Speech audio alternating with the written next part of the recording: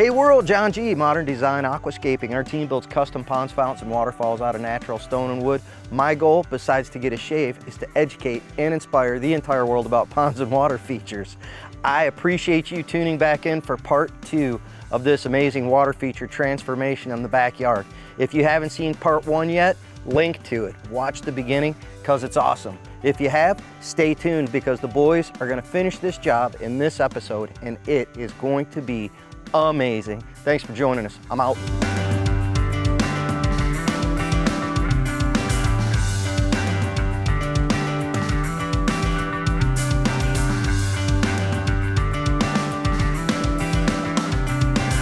Alrighty, so what we've got here, we're working on our underwater lighting system. You can see right behind me, I've chipped and chiseled tiny pieces of flagstone to stack this thing up super nice and tight. So chipping those rocks and actually getting them in here, like we've got right here, keeping that light nice and tight in there, that is definitely something that we do because it looks great and it keeps the light from moving. So putting these lights in is very challenging to not create what we call the hot spots. And the hot spot is if you're sitting on the patio behind you right now, this light, there's no turbulence on the top of the water really. We're in one of the most still places you can possibly be in the pond.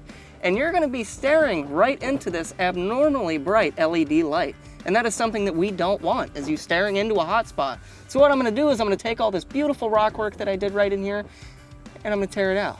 I'm gonna move the light. I'm gonna get it up as close to the bottom of this rock and as far back in this hole that I can, so that you pretty much have to be laying on the patio looking for this light to be able to see its hot spot. When the lights turn on at nighttime, all you're gonna see is the beautiful effect casting out into the pond, and there won't be these little golden, perpetual burning suns in the bottom of your pond that you have to stare at nighttime. So that being said, you know, I could have laid on my head on the patio and checked this out in the first place, but I thought I was good.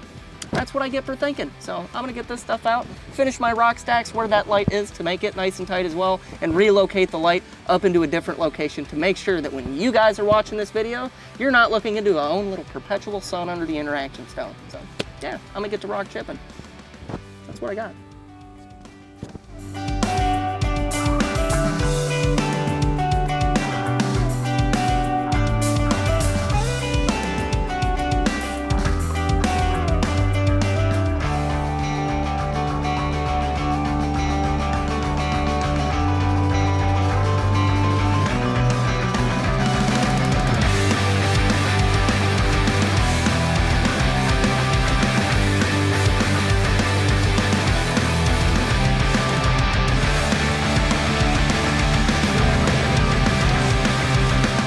I'm pretty trimmed.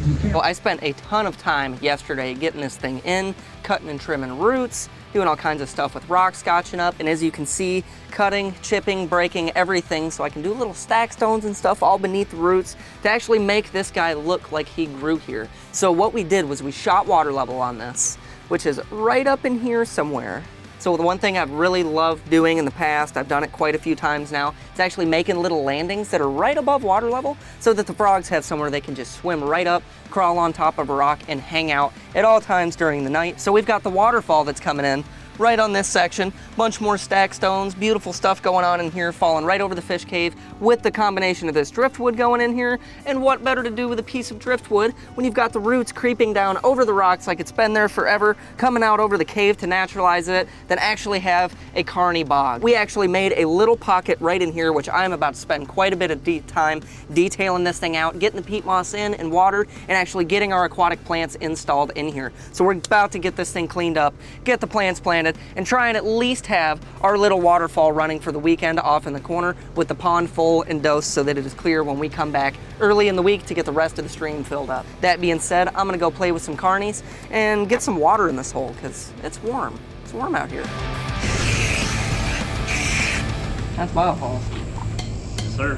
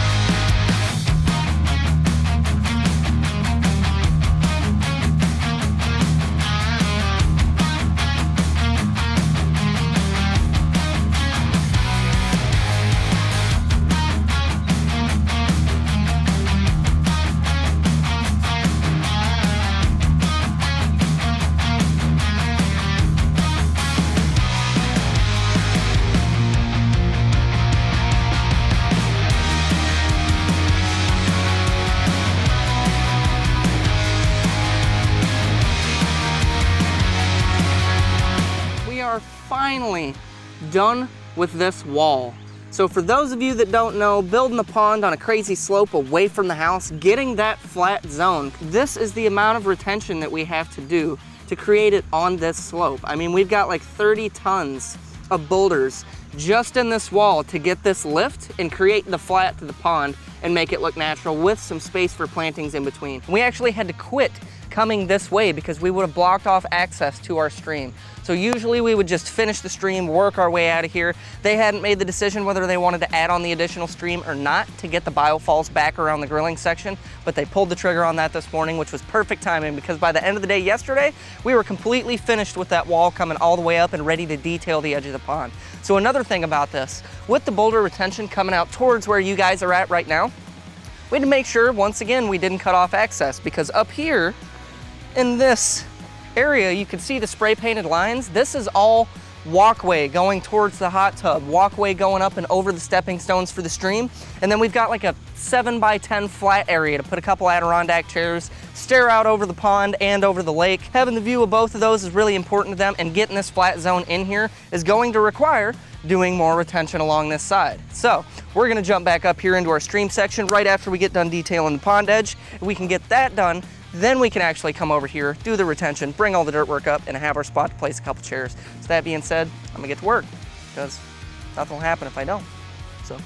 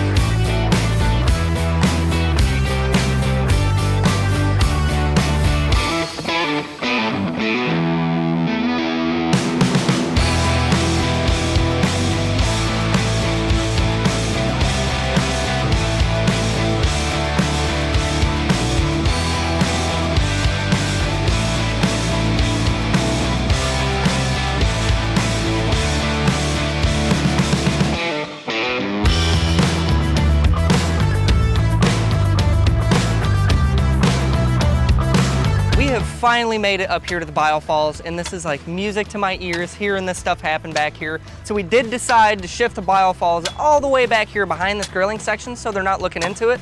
And what that did was create the most dramatic series of S-turn going through here and really incorporate some stream into the grilling area. Instead of looking down and having the biofalls, you're gonna be looking straight down into stream. It's actually a deep stream. It's gonna be 6 to 8 inches deep depending on where you're at. Piece of driftwood laid in there with little aquatic plantings happening in it. And that is what you're gonna be staring at versus the biofalls. So we tuck this guy back around here.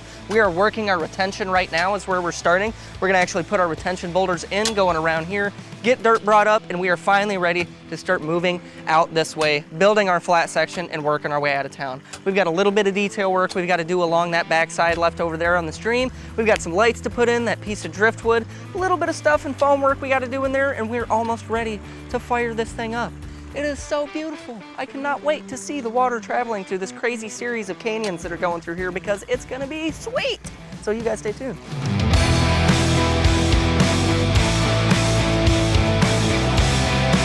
So, Daniel did a thing. Don't even start, you started it, man. I did start it. So he foamed my leg. For those of you who've ever got waterfall foam on you, you can say goodbye to these spots. So Cody, would you do the honors, please?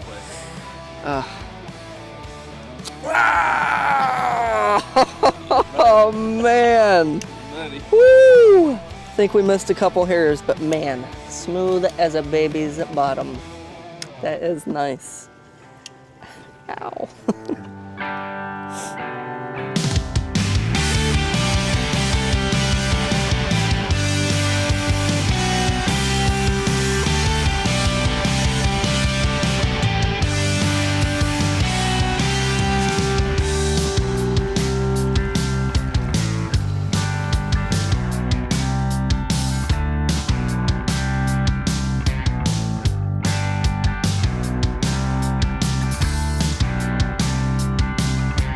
So now you finally get to see the finished project.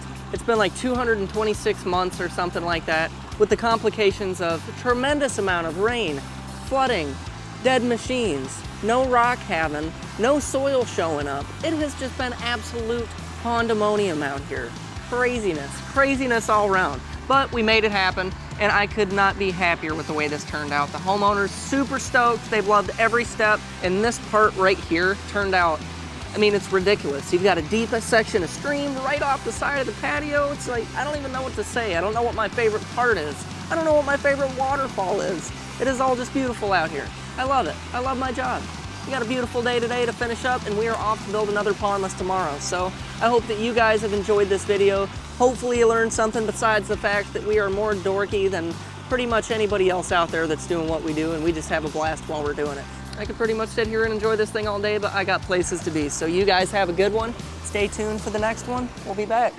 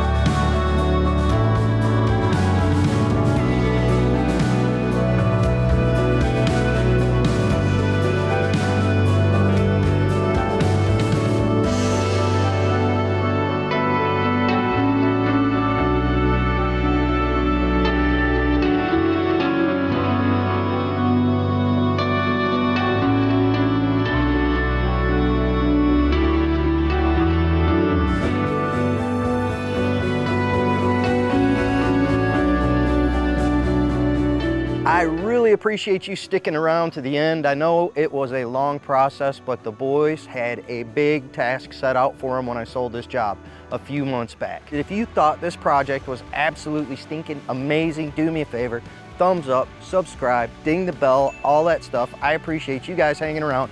Don't forget, if you want a day-by-day experience of what the team's up to, follow the boys on Facebook, give them some comments, tell them you love them and all of that good stuff.